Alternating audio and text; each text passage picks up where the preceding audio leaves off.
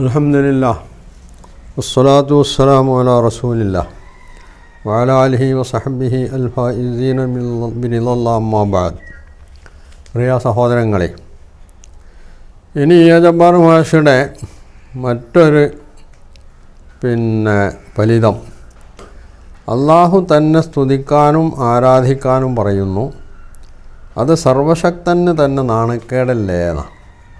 അപ്പോൾ മൂപ്പരുടെ ബുദ്ധി, എന്തൊരു ബുദ്ധി കൂർമ്മതയും യുക്തിബോധവുമാണ് അദ്ദേഹത്തെ നയിച്ചുകൊണ്ടിരിക്കുന്നതെന്ന് നമുക്ക് ഇതിൽ നിന്ന് മനസ്സിലാക്കാൻ പറ്റും. അള്ളാഹു മനുഷ്യനെ സൃഷ്ടിച്ചത് എന്തിനാണ്? അല്ലെങ്കിൽ അള്ളാഹുവിൻ്റെ പോട്ടെ, മനുഷ്യരിൽ ഉയർന്ന സ്ഥാനങ്ങൾ വഹിക്കുന്ന, ഇപ്പോൾ ജബ്ബാർ മാഷ് എന്നൊരു മാഷായിരുന്നല്ലോ, അദ്ദേഹം തൻ്റെ സ്ഥാപനത്തിലെ കുട്ടികളോട് അദ്ദേഹത്തെ ആദരിക്കേണ്ടതില്ല, അദ്ദേഹത്തെ അവഹേളിക്കുകയോ അദ്ദേഹം പറയുന്നത് അനുസരിക്കാതിരിക്കുകയോ ചെയ്യാം എന്ന് അദ്ദേഹം വല്ലപ്പോഴും അദ്ദേഹത്തിൻ്റെ കുട്ടികളോട്, അദ്ദേഹം പഠിപ്പിച്ച കുട്ടികളോട് പറഞ്ഞിട്ടുണ്ടായിരുന്നു. ഇനി അദ്ദേഹം പ്രസംഗിക്കാൻ നിൽക്കുന്ന സദസ്സ്, ആ സദസ്യരോട് അദ്ദേഹം എന്തായിരിക്കും പറഞ്ഞിട്ടുണ്ടാവുക? ഞാൻ പറയുന്നത് കേൾക്കേണ്ടതില്ല, ഇത് ശ്രവിക്കേണ്ടതില്ല, നിങ്ങൾ ഒച്ചയും പൊളിയൊക്കെ ഉണ്ടാക്കിക്കോ എന്നായിരിക്കും അദ്ദേഹം പറഞ്ഞിട്ടുണ്ടാവുക. ഇനി അദ്ദേഹത്തിൻ്റെ ഭാര്യയോടും മക്കളോടും അദ്ദേഹം എങ്ങനെയാണ് വർദ്ധിച്ചിട്ടുണ്ടാവുക? ആ മക്കളൊന്നും വാപ്പ പറഞ്ഞ് ഇപ്പോൾ അച്ഛൻ പറഞ്ഞ് കേൾക്കണ്ടെന്നാണോ അദ്ദേഹം പറഞ്ഞിട്ടുണ്ടാവുക? അപ്പോൾ യഥാർത്ഥത്തിൽ ഈ പറഞ്ഞ വിഭാഗങ്ങളൊന്നും ഇയാളുടെ കയ്യിൽ, അല്ലെങ്കിൽ ഇയാളെ പോലുള്ള ആരുടെയും കയ്യിലല്ല.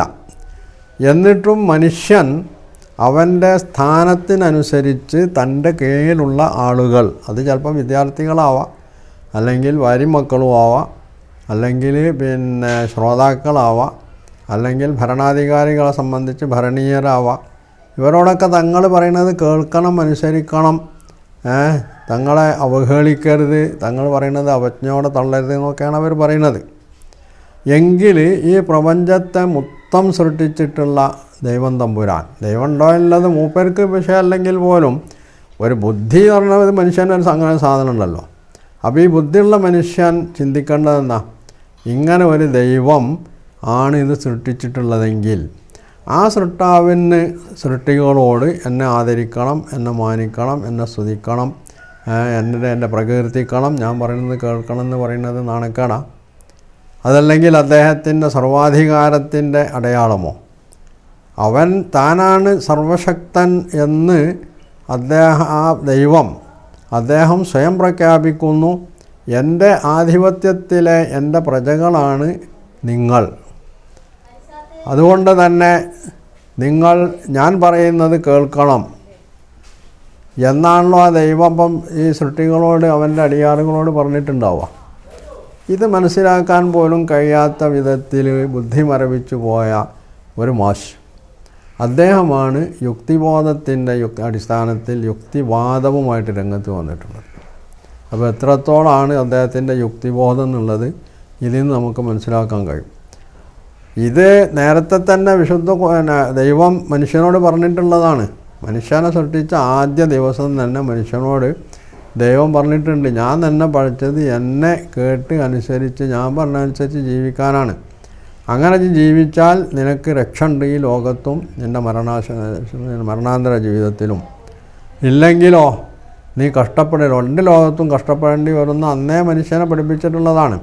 ഇമ്മായത്തിയന്നക്കും മിന്നി ഹുദൻ വമൻ തബിയ ഹുദായ ഫലാ ഖൗഫുൻ അലൈഹിം വലാഹും യഹ്സനൂൻ വല്ലദീന കഫറു വകദ്ദബു ബിആയാതിനാ ഉലൈക അസ്ഹാബുന്നാർ ഹും ഫീഹാ ഖാലിദൂൻ എന്ന് വിശുദ്ധ ഖുർആൻ ആവർത്തിച്ച് പറഞ്ഞിട്ടുള്ള ഇതിനെ സംബന്ധിച്ചാണ്.